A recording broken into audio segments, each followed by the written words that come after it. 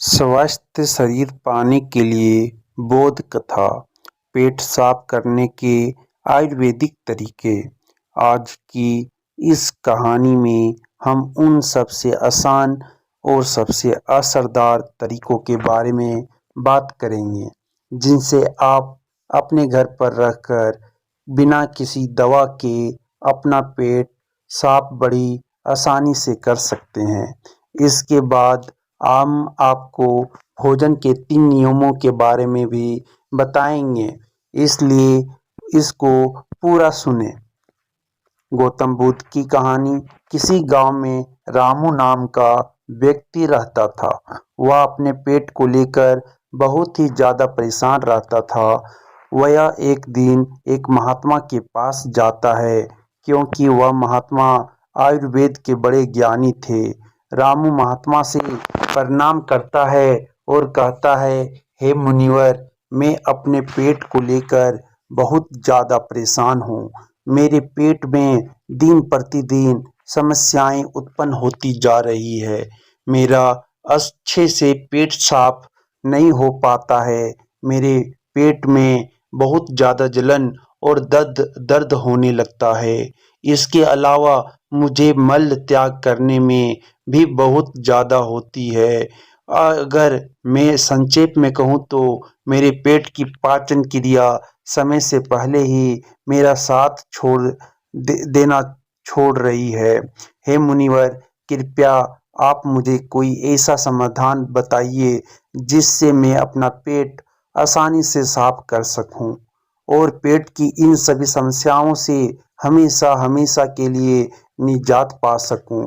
पहले तो उस महात्मा ने रामू की सभी बातों को ध्यानपूर्वक सुना और फिर वो कहा, हमारे आयुर्वेद के सिद्धांत के अनुसार जितना समय आपको पेशाब आने की टॉयलेट करने में लगता है, उतना ही समय पेट साफ होने में लगना चाहिए, तभी आप स्वस्थ हैं। लेकिन बहुत सारे लोग टॉयलेट में बहुत देर तक बैठे रहते हैं, मोबाइल चलाते रहते हैं, न्यूज पेपर पढ़ते रहते हैं, लेकिन उसके बावजूद उनका पेट साफ ठीक से नहीं हो पाता और इसी कारण से उनके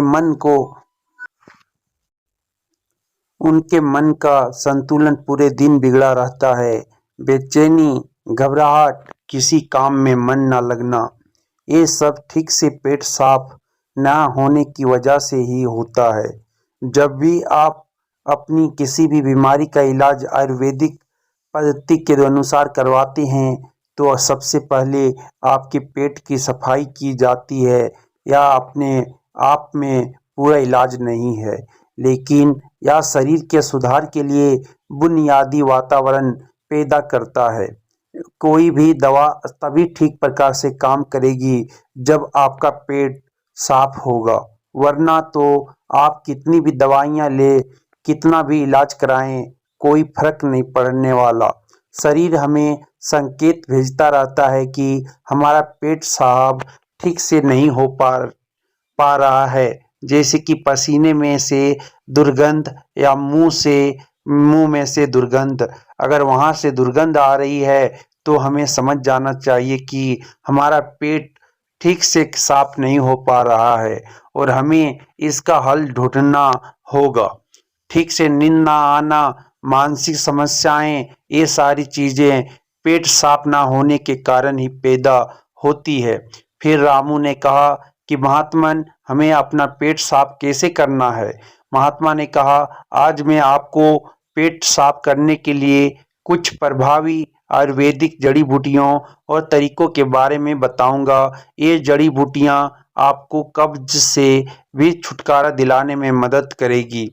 महात्मा की इन बातों को सुनकर रामू बहुत ज्यादा उत्साहित हो जाता है और कहता है, महात्मन, कृपया आप मुझे उन सभी तरीकों के बारे में जानकारी दो जिससे मैं अपना पेट हमेशा के लिए स्वस्थ और साफ रख सकूं। पेट साफ करने के आयुर्वेदिक तरीके।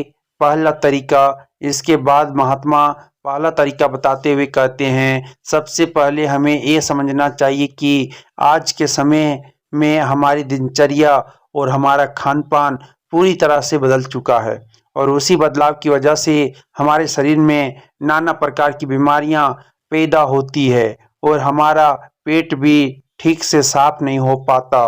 उदाहरण के लिए आज के समय में ज़्यादातर लोग फ्रिज का पानी पीते हैं जो कि बहुत ठंडा होता है और जितना ठंडा पानी आप पिएंगे आपके पेट में जमा गंदगी उतनी ही सख्त होती जाएगी और इसी कारण से कब्ज जैसी बीमारियां पैदा होती है। अगर पानी को गर्म करके गुनगुना करके पिया जाए तो पेट की गंदगी बड़ी आसानी से बाहर आ जाएगी पाएगी। सुबह उठते ही 2 गिलास गुनगुना पानी करके आराम से घूंट-घूंट करके पिएँ। कुछ लोगों को लग रहा होगा कि घूंट-घूंट पानी करके पीने में बहुत समय लगेगा, लेकिन अगर आप यहाँ पर समय नहीं लगाएँगे, टॉयलेट में समय लगेगा।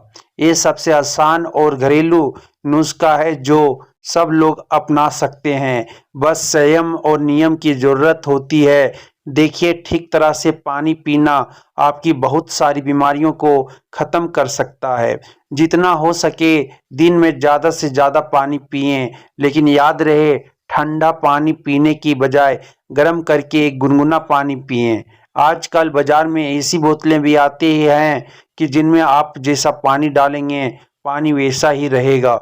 तो आप ऐसी बोतल ले सकते हैं और पानी गर्म करके गुनगुना करके उस बोतल में डाल सकते हैं और जब भी आपको ज़रूरत महसूस हो आप दिन में उस पानी को पी सकते हैं। लेकिन पानी के संबंध में एक बात ज़रूर याद रखना कि खाना खाते ही पानी नहीं पीना है। इससे आपकी पाचन क्रिया बाधित होती है। हमारे पेट में जठराग्नि जो होती है वो खाने को पचाने का काम करती है और जब हम खाना खाने के बाद झट से पानी पी लेते हैं तो जठराग्नि शांत हो जाती है और हमारा खाना ठीक से पचा नहीं पाता। इसीलिए खाने के तकरीबन आधे से पौन घंटे तक पानी ना पिएं। ये भी पता होना चाहिए कि पानी को किस किस तरह से पिएं। एक तो खड़े होकर पानी ना पिएं। खड़े होकर पानी पीने से घुटनों में और जोड़ों में दर्द की समस्या पैदा होती है। पानी को बैठकर घूंट-घूंट कर पिएं। वहीं पानी सबसे ज़्यादा लाभकारी होता है। दूसरा तरीका, इसके बाद महात्मा ने रामू को दूसरा तरीका बताते हुए कहते हैं कि खाना खाने के बीच में कम से कम 5 घंटे का अंतर होना चाहिए, जिससे कि जो खाना आपने खाया है वो ठीक से हजम हो सके, उसका पाचन ठीक से हो सके। जब हमारा शरीर पाचन की क्रिया कर रहा होता है तब शरीर के बाकी क्रियाएं धीमी रफ्तार पर चलने लगती है। कोशिकाओं के स्तर पर शुद्धिकरण धीमी रफ्तार पर चलने लगता है और इस कारण शरीर अपनी गंदगी खुद साफ नहीं कर पाता। लेकिन अगर आप खाने के बीच में कम से कम 5 घंटे का अंतराल देते हैं तो इससे आपके शरीर को पर्याप्त समय मिलता है कि उसकी कोशिकाएं खुद अपनी गंदगी अपने शरीर की गंदगी साफ कर सके। पश्चिमी भाषा में हम इसे इंटरमीडिएट फास्टिंग भी बोलते हैं, लेकिन इंटरमीडिएट फास्टिंग में ज़्यादा समय तक भूखा रहना पड़ता है, उसको हम अर्ध उपवास भी बोल सकते हैं। दोस्तों, अगर उसके बारे में आपको पूरी जानकारी चाहिए तो उस वीडियो का लिंक आपको डिस्क्रिप्शन बॉक्स में मिल जाएगा।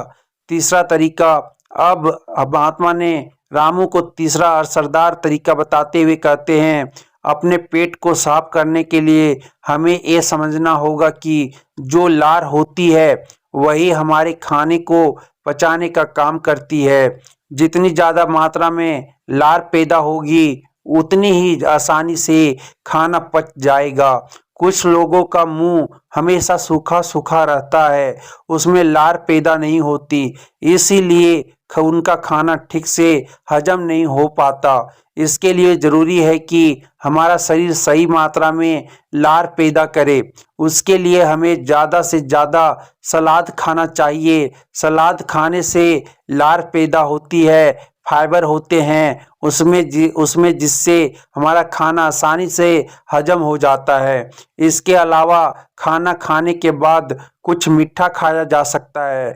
जिन लोगों को शुगर या डायबिटीज नहीं है वे आसानी से मीठा खा सकते हैं और वो मीठा खाने के कारण उनके शरीर में लार पैदा होने लगती है, जिससे कि पाचन क्रिया आसान हो जाती है। अगर आप सलाद को खाना खाने से पहले खाते हैं तो वो ज़्यादा लाभकारी होता है। उससे आपकी भूख बढ़ती है और आपके शरीर में लार पैदा होना शुरू हो जाती है। चौथे तरीके, इसके बाद महात्मा ने रामू को चौथे तरीके में अपनी आहार नली को साफ रखने के बारे में बताया। उसको हम कैसे साफ रख सकते हैं। देखिए, आहार नली में से ही खाना हमारे पेट में जाता है। अगर आहार नली ठीक से साफ नहीं होगी तो हमारे खाने के साथ ऐसे कीटाणु हमारे पेट में पहुंचेंगे जो हमारे शरीर को नाना प्रकार के नुकसान पहुंचाएंगे। इसलिए ज़रूरी हो जाता है कि जो आहार नली है उसमें जो कीटाणु है उनकी ठीक से सफाई हो जाए, और इसके लिए सबसे ज़्यादा लाभकारी होता है नीम। नीम एक ऐसा द्वीप पेड़ है जो भारत में बड़ी आसानी के साथ उपलब्ध हो जाता है, हर जगह मिल जाता है। नीम की पत्तियों को और हल्दी को पीसकर एक छोटी सी गोली बना लें। कुछ दिनों तक सुबह उठकर उस गोली को पानी के साथ सीधा गटक लिया जाए, जिससे कि आपकी आहार नली पूरी तरह से साफ हो जाए। हमेशा नहीं करना है, ये सिर्फ 7 दिनों तक करें। 7 दिनों में आहार की नली पूरी तरह से साफ हो जाएगी। हर 3 महीने में इसको दोहराते रहें, जिससे कि आपकी आहार नली समय समय पर साफ होती रहे और आपके पेट में ऐसे कीटाणु कभी ना पहुंच पाए जो आपकी पाचन क्रिया को बाधित करते रहें। पांचवा तरीका, महात्मा ने पांचवा और आखिरी तरीका बताते हुए कहा, रामू, यह तरीका उन लोगों के लिए है जिन्हें ज़्यादातर समय कब्ज की समस्या रहती है। जिन लोगों को लंबे समय से कब्ज की समस्या है वो अरंडी के तेल का इस्तेमाल करें। रात में सोने से पहले 1 गिलास दूध के अंदर आधा चम्मच गुनगुना अरंडी का तेल मिलाकर पिएं। 1 हफ्ता पीने के बाद पुरानी से पुरानी कब्ज भी ठीक हो जाती है। ये अरंडी का तेल दूध में गुनगुना करके ही मिलाएं और सिर्फ आधा चम्मच मिलानी है। सोने से पहले पीना है। इससे क्या होगा, आपकी आंतों के पास एक चिकनाई की परत बन जाएगी, एक कवच बन जाएगा, जिसका कारण से आपके हाथों में खाना नहीं चिपकेगा, और खाना अगर आंत में नहीं चिपकेगा तो कब्ज की समस्या कभी नहीं होगी। देसी अरंडी का तेल लें। पैकिंग में जो तेल आता है जो अंग्रेजी होता है वह उतना लाभकारी नहीं होता है। किसी भी पंसारी से खुले पीपे में से तेल लें। एक तो वो सस्ता भी होगा और दूसरा वो लाभकारी भी होगा। इसके अलावा सोने से पहले त्रिफला का भी सेवन किया जा सकता है। आंवला, बहेड़ा और अरहर से 3 ऐसे जादुई फल है जिनसे मिलकर त्रिफला बनता है। इन तीनों की अलग अलग खूबियां हैं, लेकिन अगर ये तीनों एक साथ मिला दिया जाए तो इनकी दिव्यता, इनके गुण और भी बढ़ जाते हैं। रात को सोने से पहले गुनगुने पानी के साथ आधा चम्मच त्रिफला का सेवन किया जाए। शरीर की सारी गंदगी बड़ी आसानी से साफ हो जाएगी।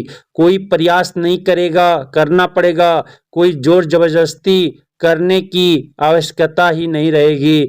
तो ये कुछ आसान से घरेलू उपाय थे जिनको अपनाकर कोई भी अपने शरीर को स्वस्थ रख सकता है, अपने पेट की ठीक से सफाई कर सकता है। गौतम बुद्ध की कहानी, भोजन के 3 नियम।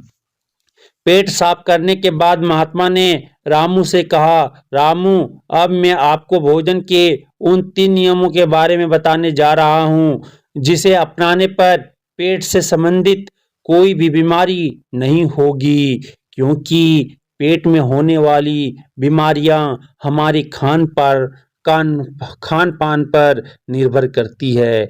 पहला नियम, महात्मा ने पहला नियम बताते हुए शुरू किया, अपने आहार में 40 से 50% सजीव भोजन शामिल करें, चाहे वह फल हो, हरी सब्जियां हो, सूखे मेवे हो या अंकुरित अनाज हो। कुल मिलाकर इसे पकाया नहीं जाना चाहिए।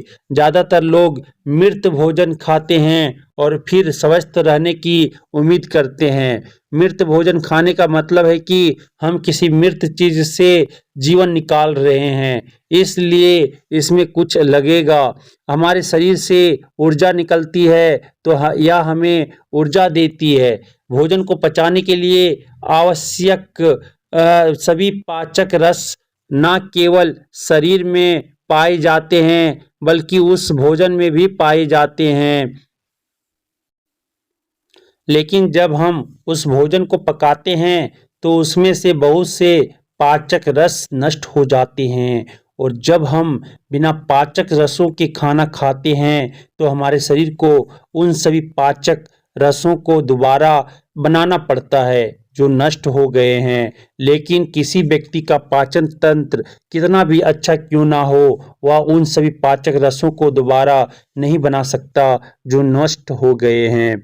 दूसरा नियम, रामू ने पूछा, महात्मन दूसरा नियम क्या क्या है? महात्मा ने कहा, दूसरा नियम शुद्ध शाकाहारी भोजन खाएं, यानी जो भोजन पेड़ों से मिलता है, जानवरों से नहीं। मांस, मछली, अंडा ना खाएं। प्रकृति ने हमारे शरीर को जानवरों को खाने के लिए नहीं बनाया है।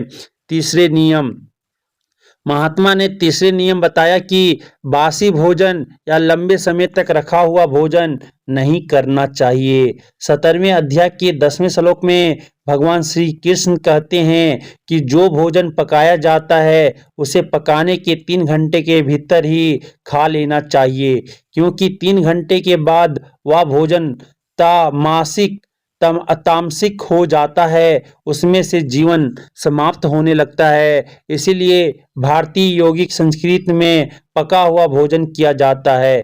3 घंटे से ज़्यादा रखा तो खाया नहीं। हमारे पूर्वजों ने भी इसी नियम का पालन किया था, इसलिए खाना सीधे चूल्हे से उनकी थाली में आ जाता था। लेकिन आजकल ज़्यादातर लोग सुबह का खाना शाम को खाते हैं और रात का बचा हुआ खाना सुबह खाते हैं और कई बीमारियों को निमंत्रण देते हैं।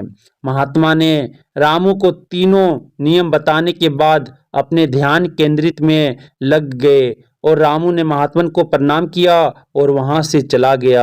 तो दोस्तों, यदि आप भी इन 3 नियमों का पालन करोगे तो तुम्हारी बीमारी भी ठीक हो जाएगी और तुम भी ठीक हो जाओगे। ऐसी कहानी बनाने का सिर्फ एकमात्र मकसद है कि इंसान अपना इलाज खुद करना सीखे। पश्चिमी दवाएं, अंग्रेजी दवाएं एक तो काम बहुत कम करती है और काम कर भी जाती है तो वो शरीर में दूसरे नुकसान पहुंचाती है जिनका हमें पता ही नहीं होता। लेकिन हमारे आयुर्वेद में वाग्भट जी ने ऐसे बहुत सारे तरीके बताए हैं जिनसे घरेलू नुस्खे अपनाकर अपने शरीर को हमेशा हमेशा के लिए स्वस्थ रखा जा सकता है। तो फिर क्यों हम अंग्रेजी दवा की तरफ दौड़ रहे हैं? हमें अपनी सभ्यता, अपनी संस्कृति और अपने ज्ञान पर भरोसा करना चाहिए, उसे अपनाना चाहिए, उसके बारे में पूरी जानकारी लेनी चाहिए। हर घर में जिस तरह से धार्मिक पुस्तकें होती है उसी तरह को अष्टांग हृदय में जैसी किताबें भी होनी चाहिए जिनका रोज अध्ययन करना चाहिए, जिसमें शरीर के बारे में सारी जानकारी उपलब्ध होती है। पहले यह किताब संस्कृत में होती थी लेकिन अब उसका हिंदी अनुवाद भी आ चुका है, तो समझने में कोई ज़्यादा समस्या नहीं होगी। दोस्तों, कैसी लगी ये कहानी? आपको अगर अच्छी लगी, सहायक लगी तो अपने संगी संबंधियों के साथ इसका जरूर साझा करें और हमें कैसी लगी कहानी कमेंट करके जरूर बताएं। धन्यवाद।